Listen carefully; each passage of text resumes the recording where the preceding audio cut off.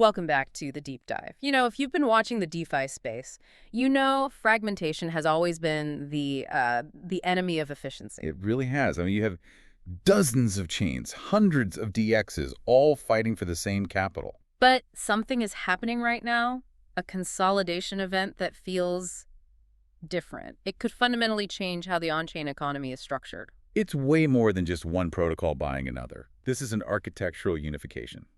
To give you an idea of the scale, just imagine if, say, Uniswap, Sushi, Curve, and PancakeSwap all decided to merge. All their tokens, all their liquidity, everything. Everything into one single unified protocol. And that is exactly the ambition we're diving into today. We're looking at the transformation of Aerodrome. It's already the #1 DX on Base, but it's making this huge leap to become Aero. A unified cross-chain, what they're calling a Super-DEX, and it's built for the entire EVM ecosystem. Okay, so let's get right to it. How is Aerodrome going from being, a top app on a layer 2 to becoming this central liquidity highway for all of EVM? And more importantly, what does this actually offer traders, and maybe the real target here, institutional capital?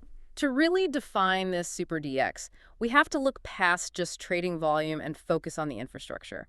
Aero isn't just expanding, it's building a unified hub across 3 very specific chains. Right. We're talking Base, Ethereum mainnet, and Circle's new stablecoin chain, which is called ARC. And that choice of chains is very strategic. It is, because it supports the 4 pillars that make this whole concept work. This isn't just simple token swapping anymore. This is serious financial engineering. So what are the pillars? Okay, so you've got massive multi-chain liquidity first, then unified token incentives, which is like the economic glue. After that, integrated MEV capture, and finally, a sort of plug-and-play compliance layer for institutions. Let's focus on what that means for the end user. If this actually works, you, the trader, get deeper liquidity. And cheaper swaps. Because you're routing through all 3 chains at once from just one interface. And if you're an LP, a liquidity provider, you're earning more fees from all this new cross-chain flow. Exactly. But the bigger play here, I think, is for the entities moving real size. Treasuries, asset managers, even AI agents, they need one reliable place to route complex trades. Instead of hopping between bridges and DXs manually. Right. And this whole structure, it directly plays into Jesse Pollack's on-chain economy narrative. It positions Base as this core piece of global liquidity infrastructure, not just another L2. Okay, but none of that multi-chain stuff works unless the incentives are aligned. Which brings us to the token merger. This is big. Aerodrome on Base and Velodrome on Optimism are merging into one single Aero token. And the genius here is how they're doing it. They're preventing dilution. Whenever you hear merger in crypto, you think, okay, more tokens are being printed. More inflation. Not here. This is a clean, non-dilutive consolidation. The distribution is really specific. 94.5% goes to existing AR holders, 5.5% to Velo holders, and crucially, no new supply is created. So it's a pooling of resources, not an expansion. Exactly. And the benefit is immediate. You just eliminated liquidity fragmentation.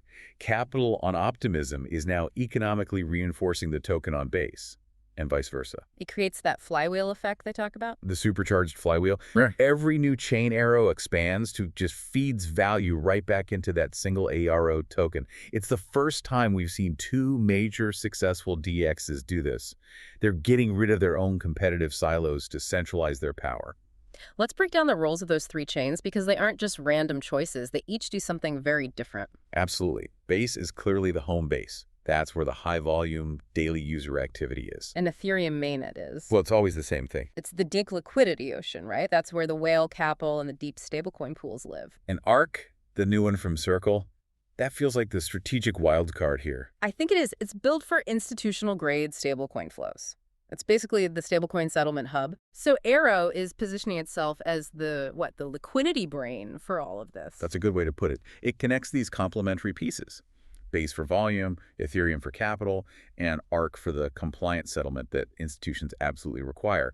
You take one piece away, the whole Super-DEX idea kind of falls apart. All right, let's get into the tech that makes this possible. MetaDex 03. The sources are calling this a complete operating system upgrade. Yeah, it's not just an update. It's a shift from being a basic low-margin AMM to a highly optimized financial engine. And at its core is this dual engine model, the AER engine and the Revi engine. I saw a quote from the CFO saying this aims for like 2.8x more value to token holders. How? Okay, so let's break that down. The AER engine is all about efficiency. It's projected to cut protocol costs by about $34 million. Think of it as an optimized gas router. So it makes everything cheaper to run. Cheaper to run, cheaper to interact with. The savings get passed on. The Revi engine, on the other hand, is about boosting revenue. That's projected to go up 40%. How does it do that? By optimizing the pricing and fee structure. It makes sure every profitable swap generates the maximum sustainable fee for the protocol and its token holders. Okay, that makes sense. Cost cutting meets revenue boosting. But here's the part that I think is critical for market dominance. Slipstream v3, the MEV capture. This is the biggest threat to the old DEX model. Right now, there are hundreds of millions, maybe over $1 billion a year, in MEV value being captured by centralized sequencers. Not by the protocol where the trade actually happened. Exactly. Slipstream v3 is the first real attempt to intercept that MEV auction revenue before the sequencers can grab it. Wait, so they're trying to reclaim the value that their own liquidity is generating? That's not just a feature, that's a massive new revenue line. A huge one. And it immediately sets them apart from, say, a Uniswap, which isn't capturing this sequencer-level MEV right now. It fundamentally changes how the protocol accrues value. And while they're adding that profit center, they're also building for big money with something called verified pools. Talk us through that. So this uses ZK tech, or compliance layers. You can plug in attestations from partners, like Coinbase or World ID. Why is that so important? Because it unlocks billions in institutional capital that legally cannot touch anonymous, non-compliant pools. This lets them create KYC liquidity pools inside the DEX. So institutions can trade compliantly on-chain without needing some separate permissioned environment. Precisely. It solves the regulatory problem with tech. And the final piece tying it all together is metaswaps. For a user, what problem does this solve? It solves the biggest headache in DeFi, having to use a bridge to move an asset, then finding the right DEX on the other chain to do the final swap. It's a pain. A huge pain. Metaswaps makes it a single transaction across the entire EVM. Aero becomes that central highway, doing all the complex routing for you under one UI. Now, it's important to remember this isn't some startup with a white paper. Aerodrome is already the top revenue-generating DEX in all of crypto. The data backs it up. The sources show their 30-day revenue was almost $14.8 million. That's way higher than other big names, like Pump's revenue over the same time. So they're building from a position of real strength. An incredibly dominant position. And the vision from Dromos Labs, the team behind it, is much bigger than just running a DEX. What's the end game? To become the fundamental infrastructure layer for the entire on-chain economy. Yeah. A liquidity hub, a trading router, a compliance gateway, and an MEV capture engine, all in one. The analogy they used was? The Bloomberg terminal of the on-chain world. A one-stop shop for institutions to transact on-chain. So we've seen the moves. Unify the token, integrate institutional chains like ARC, and engineer a way to capture MEV. This brings up a really important question for the whole space. We're seeing this race for institutional adoption and scale. Will this Super-DEX model, which is so aggressive about solving fragmentation and compliance, ultimately kill off the older, fragmented AM model that's dominated DeFi so far? What does Aero's architecture mean for the survival of those chain-specific DEXs?